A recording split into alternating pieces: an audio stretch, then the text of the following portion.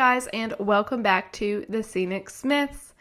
In this video, we are going to be exploring the historic Georgia town, Savannah. From bougie boutique hotels to scenic strolls to underrated eats, this city is a true southern gem. You're going to want to put this on your bucket list if you've not ever visited before.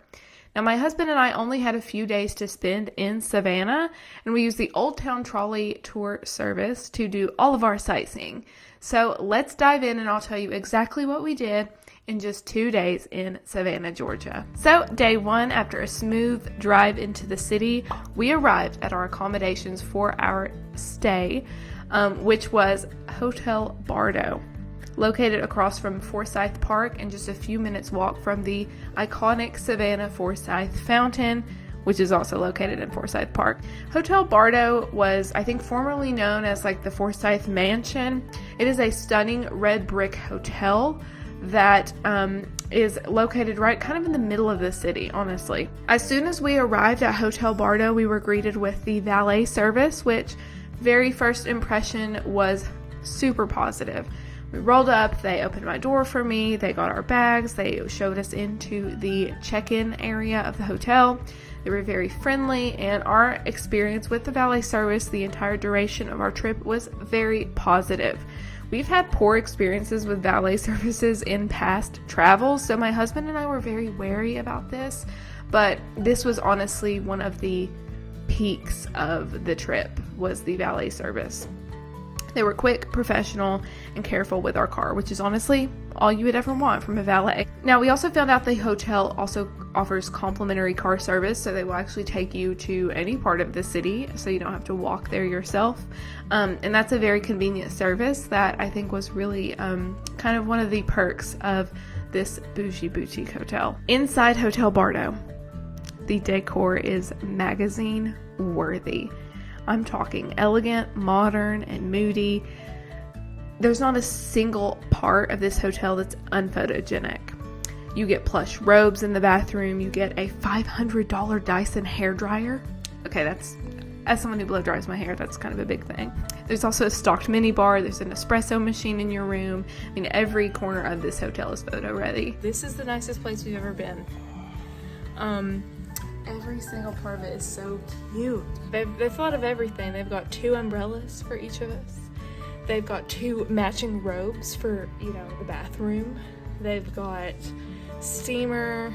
They've got even like themed stationary postcards. Like, this is crazy. From the greenhouse lounge to the luxe bar to the pool to even the in-house restaurant and spa, Hotel Bardo has thought of it all. And although it is a pretty penny to reserve a room, to me it was highly worth it. Now let's talk about that in-house restaurant that I mentioned a second ago. So on our first night in Savannah, we actually made reservations to dine at St. Bibiana, which is their signature spot. This cuisine is like Mediterranean meets a southern coastal fare. Big fans. We've obviously not eaten anything yet, but focaccia. The guy wore it around his body. Yeah. And then we just picked it off his plate. Look at that. We started with arancini, I hope I'm pronouncing that right, and a glass of wine. They also offered complimentary focaccia bread. It was some of the best focaccia I've ever tasted. For my main, I got the cavatelli sardi, which was like a delicious handmade pasta. It was a little spicy, and it was just honestly the perfect, warm, delicious food for that first night in Savannah. My husband got duck rotolo, which is kind of like an interesting pastry pot pie thing with duck meat. That's the best way I know how to describe that in layman terms. Both of our dishes were excellent. So for dessert, we got this dreamy olive oil cake with lemon mascarpone cream. It had candied lemon on top, and it had a scoop of lemon sorbet. Sounds like a lemon overload, but it was perfect. It was the perfect amount of sweet and sour and very summery. So we ate at the hotel restaurant, and it was really tasty and really nice. We were there for 2 hours. Yeah. Took our time, enjoyed the what do you call that? Ambiance. There we go. This was the perfect first night dinner for our trip. The next day, bright and early in the morning, we got pastries in the lobby of Bardo, and then we kicked things off with the Old Town Trolley Tour, which is a narrated 90-minute hop on hop off trolley service that runs throughout the city. They have 15 spots sprinkled across the town, and it's obviously related around key points of interest in Savannah. And this trolley tour was kind of my strategic way of saving us from having to walk everywhere, but also saving us from having to drive. There's a lot of cobblestone roads, there are narrow streets, there's one-way streets, there's parking garages, street parking, and all that, and you can end up spending hundreds of dollars on parking alone, which we were really not wanting to do. So we hopped on and hopped off of the trolley tour virtually the entire afternoon, and it was great. We are waiting at the bus stop. It is Thursday morning, and we are about to hopefully go to our brunch place. Yeah. We're doing the Old Town Trolley thing so we can hop on and hop off all day long. That should be fun. I'm glad that we got, decent transportation for that. Oh gosh. Yeah, navigating Savannah by yourself is not something I want to do, So our first stop was actually Ellis Square, and we walked over to Little Duck Diner for brunch. I had chicken and waffles. Lyle had some type of risotto dish. I can't remember the name, honestly. And we got brunch drinks, which is kind of what Little Duck Diner is known for. I got a pomegranate Bellini, and my husband got a Bloody Mary. Each drink that you get at Little Duck Diner comes with a little miniature floating rubber duck. I got the chicken and waffles. It looks pretty good. Pickles, syrup. Nice. Excited to try it. Yeah. Let me show what you got. Oh, yeah. I got a better angle. So this is, they're calling it a risotto stack. A nice fried egg underneath. Ooh, sausage. And a big risotto fried puck. Wow. And a nice little salad. I didn't even pay attention when you ordered. I didn't even know you ordered the risotto. So after we finished up eating, we wandered over to Johnson Square. This was a point of interest for my husband because it features a monument to John Wesley, who's the founder of Methodism. At this point, we also started to notice every few blocks there is a park or a small square. So we have walked a few blocks away from Little Duck Diner, which by the way was pretty tasty. Real good. And now we're going to do something Lyle really wanted to do. In the 1730s, a fellow by the name of John Wesley came over to Georgia to serve as the rector at the first Anglican church here in Georgia. So they have a bunch of stuff dedicated to him, a big monument here in the square. So we're going to go check that out. Overall, Savannah, because it's laid out this way, has a very serene and walkable charm, which made it really nice. And the time we weren't on the trolley tour, we were still very close to shade and park benches and fountains and things to, make the traveling a little less difficult. Yeah, one of the coolest parts about Savannah is the fact that every few blocks they have a park, and the parks are beautifully shaded with all of these awesome oak trees. It's pretty hot out here already.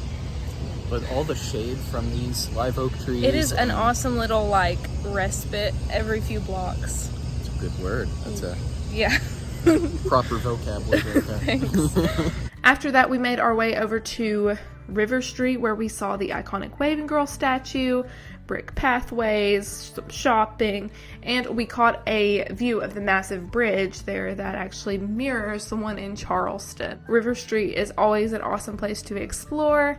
It's a little hard to get to it if you are going by cart, so that's why, again, I'm very thankful we did the trolley tour. And along the way, we got lots of interesting information about the history of the city. From there, we went to one of the key parts of Savannah. This was one of the major highlights for us as a couple. It was just beautiful, and I'm hyping it up a lot because it deserves all the hype. This was the Cathedral Basilica of St. John the Baptist. Now, unfortunately, the exterior was sadly under renovation when we arrived. However, the interior left nothing to be desired. From the soaring stained glass windows to the ornate design, the statues. I mean, everything in this building was absolutely beautiful and stunning. And as you can see, it made for some great footage. We also even got to hear from a staff member there who shared with us a little bit about the special features of the Basilica. This was designated as a basilica by the former Pope back in 2020. Because it's a basilica, they get to kind of display some interesting pieces around, which made the visit even more meaningful. After we looked around at the cathedral, we were getting a little hot and hungry, so we headed over to Sushi Thai in Savannah. This is a spot that I actually heard about on TikTok, and I ordered curry. Lyle got soup, and more interestingly, for dessert, we tried kakigori. I hope I'm saying that right, but it is a Japanese shaved ice dessert. Ours was mixed berry flavor, so it's berry flavored ice with fresh berries, whipped cream, and blackberry sauce. This was a great way to beat the Savannah heat. About midday, we decided to head back to Bardo via our trolley tour.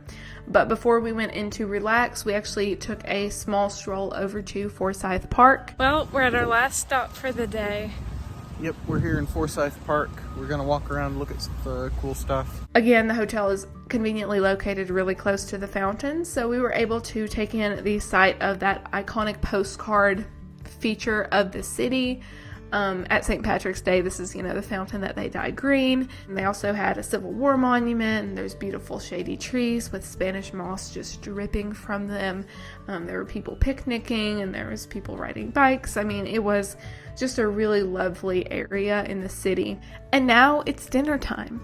And so to kind of wrap up our Savannah trip, for dinner, we knew that we could not travel via trolley because if you take the Old Town Trolley Tours, the last trolley leaves at 5 p.m. So to avoid getting left in the middle of Savannah down by the river, we actually decided to drive from our hotel to the outskirts of Savannah, which we found this little place called Erica Davis Lowcountry.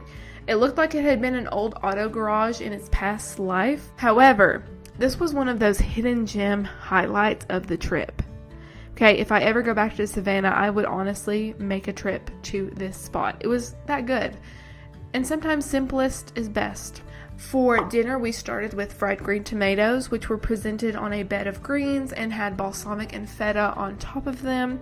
I ordered fried flounder for my main. This was some of the best fish I've ever had. It was perfectly flaky, and on the outside, that breading was very crispy. And it was like salty, and it was just really good. For sides, I got macaroni and fries, and my husband got shrimp, okra, and collard greens. We couldn't really decide on dessert at this point, so we bought two things. I got a slice of homemade carrot cake, which was perfectly moist and delicious. Lyle got a pecan bar a la mode. So it was just this very thin pecan treat, kind of reminiscent of a pecan pie, and it had caramel and ice cream just drizzled over top. I honestly spent the majority of my time here stuffing my face and not getting many clips, so I apologize for that, but that just shows like how much enjoyment I got from this. So that brings us to morning number 2 in Savannah, and it was already time for us to check out. It went by so fast, but the time had come for us to leave Hotel Bardo. So we said goodbye to Savannah, we said goodbye to our luxury accommodations, and we decided to make our way up to Charleston to continue our little vacation. Savannah is conveniently located only a couple hours south of Charleston, though it was very brief. Our time in Savannah was charming, relaxing, and honestly really delicious. My conclusion here is that Savannah is one of those can't miss spots of the South. It's sad. I think it's a little underrated. And it's relatively easy to see it all in just a couple of days. So if you ever have a chance, please plan a weekend there. And I highly will recommend staying at Hotel Bardo if you can afford that, eating at that in-house restaurant, St. Bibiana, or if you want something a little less classy but still delicious, go to Erica Davis Lowcountry. And make sure you take full advantage of those scenic trolley stops along the way. Thank you so much for watching Scenic Smiths. Pretty soon I'll have a video about our time in Charleston for you all to watch, so make sure you like, subscribe, and drop a comment for me. Let me know if you've been to Savannah or if there's something you'd like to do in Savannah that's on your bucket list. Charleston, like I said, is up next, so stay tuned, and thank you guys. Have a great afternoon.